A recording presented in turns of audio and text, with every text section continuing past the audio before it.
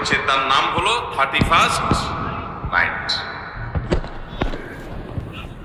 এই 31st নাইটের এই culture, এটা এসেছে অগ্নিপূজকদের কাছ থেকে খ্রিস্টানদের ঘাড় হয়ে, এখন সেটা মুসলমানদের সমাজেও বসবাস করছে টিকে আছে। দেখেন, এটা কিন্তু গুরুত্বপূর্ণ একটি কথা।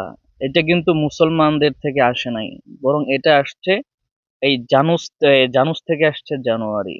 এখানে নাইরুস মানে নতুন দিনকে তারা উদযাপন করতো। এটা বোঝা গেল যে এটা কোনো মুসলমানের উৎসব না, এটা ইহুদি এই খ্রিস্টান যারা ছিল এটা তাদের উৎসব। শুনেন তারপরে কি বলে।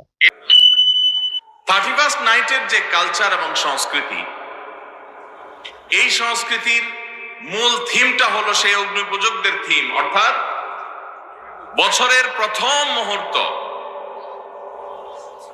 এই সময়টাকে যখনই রাত 12টা 1 মিনিট হবে 31শে ডিসেম্বর, 31st নাইট, 31 ডিসেম্বর রাত 12টা পার হয়ে যখন 12টা 1 হয়ে যাবে, তখনই সব পটকা ফুটিয়ে, আতশবাজি করে, ফানুস উড়িয়ে, হই হুল্লোড় করে, গান বাজনা করে, উৎসব করে, ফুর্তি করে এই মুহূর্তকে কাটিয়ে তারা সারা বছর ভালো থাকতে চায়। তাহলে বোঝা গেল অগ্নিপূজক যারা ছিল তাদের থেকে গ্রহণ করলো এটা খ্রিস্টানরা, এখন করতেছি আমরা মুসলমানরা। শুনেন তারপরে কি বলে।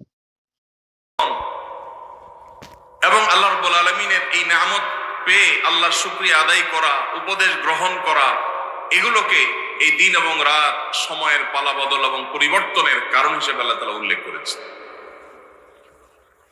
আজ থেকে কয়েক হাজার বছর আগে ইরানের অগ্নিপূজকদের মাথায় আসলো বছরের প্রথম দিন, সেটাকে তারা ফার্সিতে তারা নওরোজ বলতো, মানে নতুন দিন।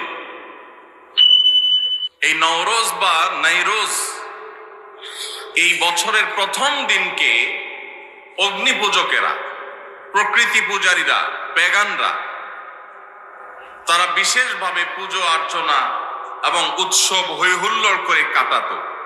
কেন কাটাতো? কারণ তারা মনে করত, তারা বিশ্বাস করত, বছরের প্রথম দিনটিতে আনন্দ উৎসব এবং হইহুল্লোড় করে যদি কাটানো যায়। দেখেন, আসলে আমলের জন্য এতটুকুই কথা যথেষ্ট।